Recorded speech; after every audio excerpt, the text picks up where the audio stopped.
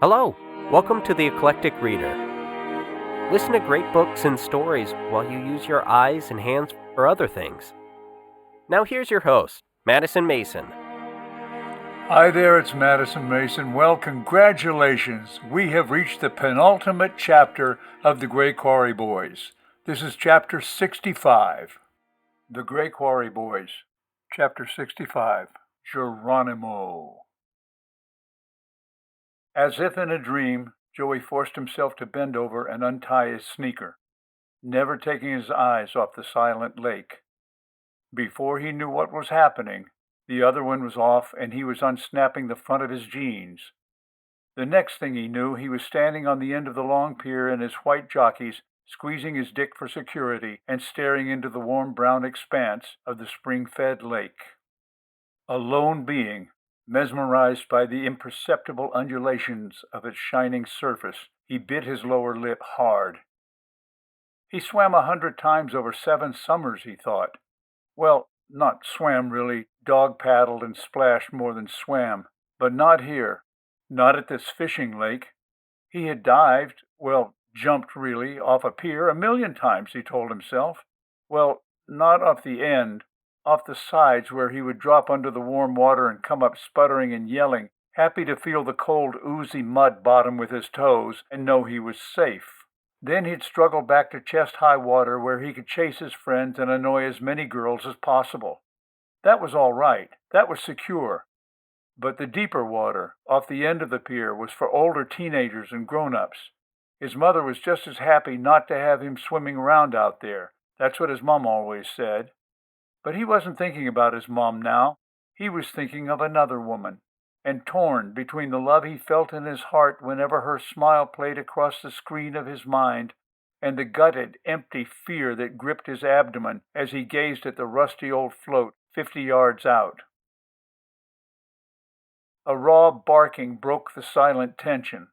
A big black crow carved its way through the clear sky overhead and looked down on the scattered scene of rumpled jeans, abandoned bike, and the skinny, scared kid in his underpants on the end of the pier.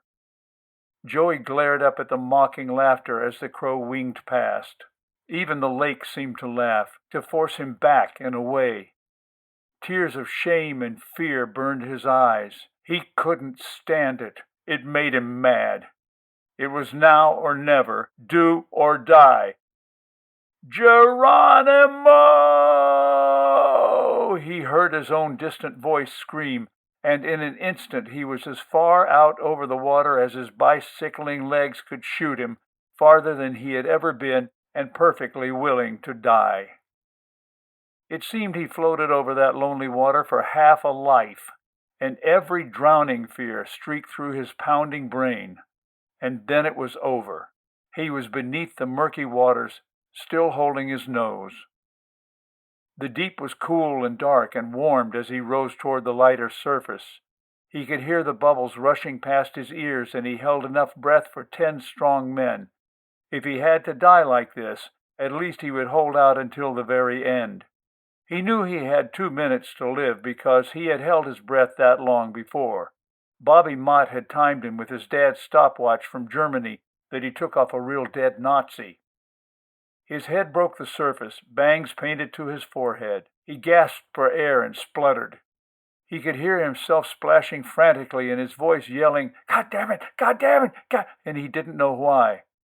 Finally, he calmed himself and began to splash desperately, not toward the shore, but deeper, farther out into the lake. And somewhere, between the weathered old pier and the oil drum float, something miraculous happened. Joey, scared stiff and exhausted from his manic overexertions, tired and limp, began to sink slowly under the warm top cream of the water.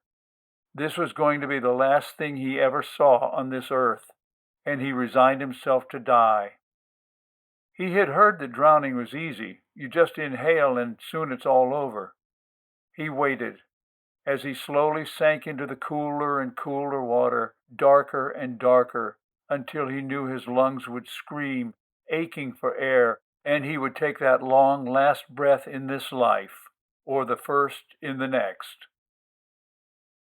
And that's when she came to him, smiling her beautiful smile and singing the Hawaiian love song. "Swim, Joey, swim," she said, just like he knew she talked. "Swim with me. Kick. You can do it. Like this. Watch."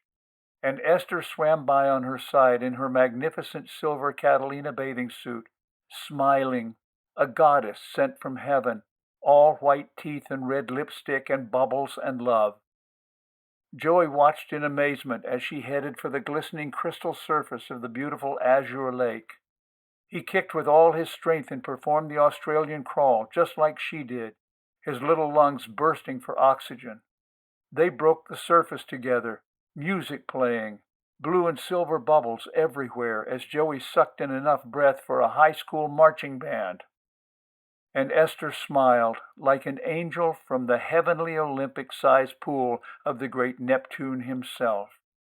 "See," she said in her voice more beautiful than singing, "see how easy it is?"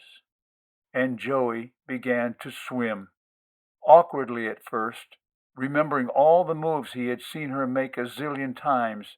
He just followed her like dancing. They swam on their backs, their fronts, their sides, always smiling, smiling, smiling, so happy in their hearts. Esther dived, her perfect legs arching into the water, followed by her perfectly matched feet that never parted. Joey, brave and encouraged, dived too, following her as she pirouetted, spinning round and round, deeper and deeper through the water, blue and clear as air that didn't even sting his eyes. Toward the bottom of the lake she looked back, teasing, and swam in a huge arc, pulling herself with her arms while her beautiful legs formed a pose where one foot came to rest gently on the other knee in perfect form. Joey repeated the position, and they swam together like souls joined in a union of love. Round and round, higher and higher, swirling, flowing, circling, they cavorted, chasing each other, and scarcely needed air. When they did, they just broke the surface to grab a quick breath and swam down again without so much as a ripple on the surface. Like otters they played, frolicked, and plunged like dolphins. Finally, near the bottom, Joey floated, suspended, watching the magnificent Esther circle him, waves of her motions gliding across his body, wrapping him in soft sensations, a silver spider wrapping its prey. Joey reached out, their eyes met, music played, flutes and violins trilled. Joey took his beloved in his arms, drawing her to him. Her eyes became soft and serious as her arms wrapped around his shoulders and their lips met. They began to rise slowly, twirling toward the sunny surface, in love, in ecstasy. Gently, delicately they rose as strings and Hawaiian guitars played. Her lips were softer than he had ever dreamed, softer than the pillow he had kissed so many times. Her skin was warmer than the water, and her reinforced bathing suit poked holes in his chest as all his dreams came true. She kissed him long and deep, as if she had always loved him as much as he had worshipped her, and all the while they spun slowly, provocatively round and round as the Hawaiian love song played, and their hearts beat as one heart, and their souls became one soul in the glimmering Neptunian universe of true love. Joey Morton's head quietly rose above the brown surface of the lake. He spewed a fine spray as he looked around. He didn't have time to give his surroundings much thought. The dream was over, and he was aware enough to recognize two more heads, a pair of cottonmouth water moccasins swimming not 10 feet away. A country kid now, Joey grabbed as much lake in his hands as he could and kicked with every fiber of his body, knowing cottonmouths can bite in the water just as well as on land. Within seconds he had reached the shore and ran out on the hot sand and up onto the pier. The lethal pair swam past toward their hole at the roots of the dead pine on the edge of the lake. There were lots of them around. People were always killing moccasins on the shore. Usually they chopped them in half with a shovel. He watched the pair disappear into the shadows of the trees. Then it hit him. "Damn! I can swim!" he screamed across the lake. "Did you hear that? I can do it as good as anybody! Joseph Morton Jr. can swim! Hell yeah! Yippee-i-o-ki-yay! His words skipped across the lake like stones and ran away to hide silent among the trees. He jumped high in the air and grinned with every tooth he possessed, which was a lot. Suddenly his sensitive heart filled with pride and he began to cry. Right there in the fading sunlight of the quiet lake, his skin drying in the air, he cried.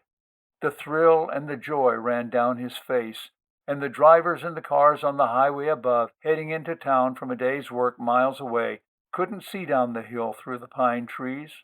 Like the magnificent Esther Williams far away in Hollywood, California, they couldn't see the wild boy hopping, jumping, and crying. They couldn't see his wet footprints as he danced around on the rickety old pier in soggy, mud-colored underpants.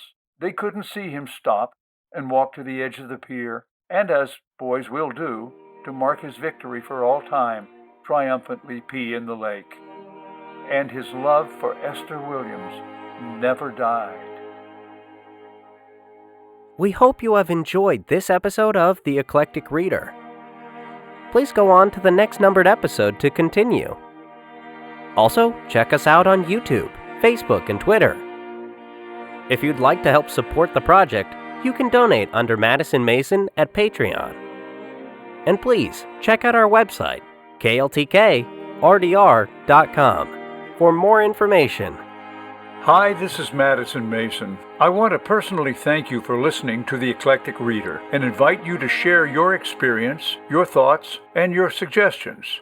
We have many great books lined up for the future, but if you have requests for anything that is in the public domain, please email us at kltkrdr@gmail.com. kltkrdr@gmail.com